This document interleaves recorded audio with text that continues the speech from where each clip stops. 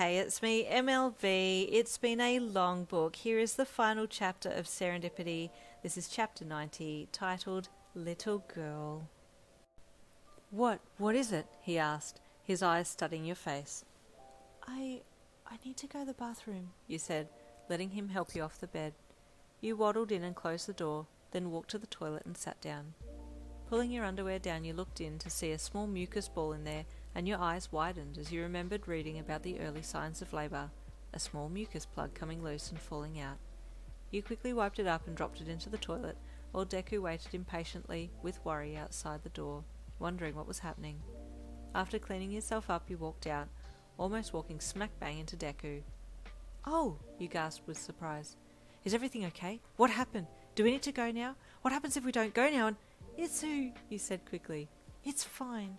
I think I may have started labour, but it will take a while to get actually going and to actually have the baby." "You started? How do you know?"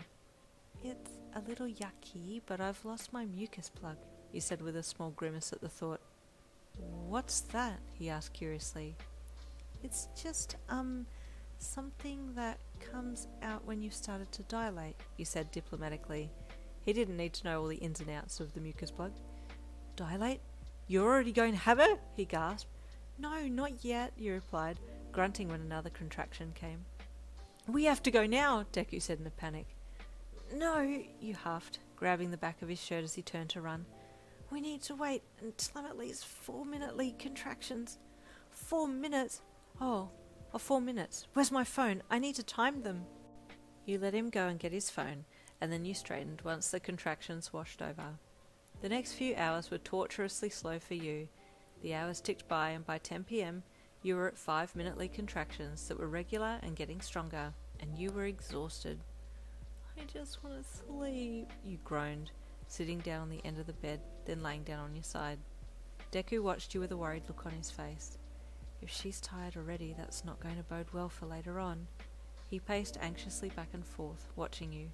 You groaned and puffed as another contraction came, and he hovered around, not knowing what to do. Should I call the hospital?" he asked softly. "No, I don't feel like I need to go there yet. I'm just tired," you panted. Deku leaned down and kissed you on the forehead, noting you were a little sweaty from the constant contractions over the last few hours. Another 2 hours passed, and it was on the stroke of midnight that you definitely needed help with the contractions. Whenever one took over, you would grab onto something and do the breathing exercises that you were taught during the labour classes, but it was getting harder to focus on doing them correctly, and most of the time you'd forgotten to breathe properly and just panted rapidly, or you'd hold your breath instead. "Remember to breathe," Deku said softly. "Hurts," you hissed through gritted teeth. "Okay, we're going to the hospital now," Deku said, arranging for a taxi on the app to take you both. The taxi arrived 20 minutes later, and Deku helped you out of the house and into the waiting car as he got your bags and other gear, and then you were off. It was a hard ride there, and you grabbed for Deku's hand, giving it a death squeeze every time a contraction hit. The pressure you were applying to his poor hand was similar to the grip that you'd had on him in the plane when you went to the Todoroki's family island, and his mind compared the two with mild reservations about the pain. Once at the hospital, you were ushered into the birthing unit, and the nurses got to work getting you set up with the pain medication. First you had the gas, then they offered you some injectable medication, which you took readily, and then another 3 hours later, you weren't coping and asked for the epidural. Poor Deku watched nervously from the sidelines, trying to be there for you as best he could, but the sound of you in labour, coupled with you in tears and the way you cried out and crushed his hand, were hard on him, and he was tearing up and fretting something awful. "You can do it," he whispered shakily, as he let you crush his hand with another contraction, your deep cries of agony breaking his heart and drowning out his encouragement. Doctors came into the room and spoke to you, going through the formalities of the epidural and letting you know what would happen. You nodded in understanding, but Deku could tell you weren't really listening. You had mentally internalized too far and were no longer present in the outside world. You got more contractions as they were still trying to prepare you for the epidural, and just before they administered the numbing agent, the senior nurse stopped them. "Wait!" She reached under the sheets in between your legs and felt around a little bit, then shook her head. "She's 9 centimetres. "Oh," the doctor said, "you're too late." Deku looked from nurse to doctor in bewilderment. "What does that mean?" he asked nervously. Just then you cried out, grabbing for his hand, and the nurse felt your belly. "Do you feel like you need to push in?" she asked. "Yes," you yelled through a cry. "Okay, push," she encouraged. You bore down, crying out again with your efforts.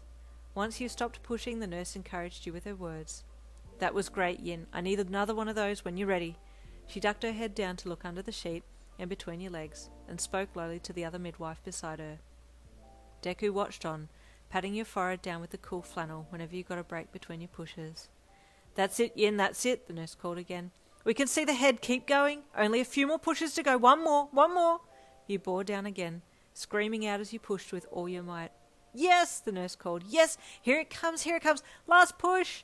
You pushed again, almost crushing Deku's hand as you gave the last push your all, and then all of a sudden your little girl was in the midwife's hands, and she pulled her out from under the sheet that was covering your lower half.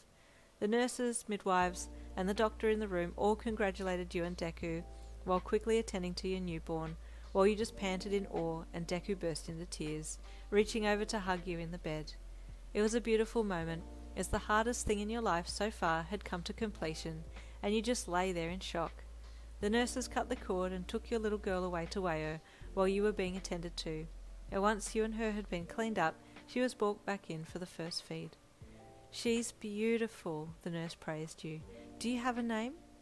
Deku looked at you, waiting for you to speak, and you smiled wearily at him, then at the nurse, as you cradled your newborn. Kiru Midoriya. And that was the final chapter of Serendipity. Thank you all so much for listening along. I hope you enjoyed this story. Thank you for all your encouragement and lovely comments. You're all so sweet.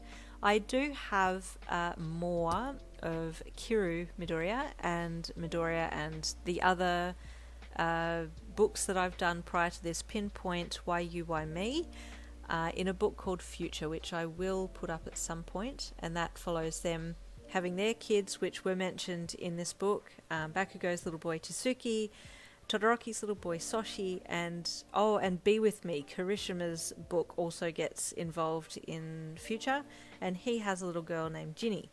Jinsei is her proper name, but she just gets called Ginny. But Future covers all of that as well. So the books all kind of tie in together. So I will get that book up and running when I can. I've got a few to get up. But yeah, thank you again for listening on, and I will see you in the next book.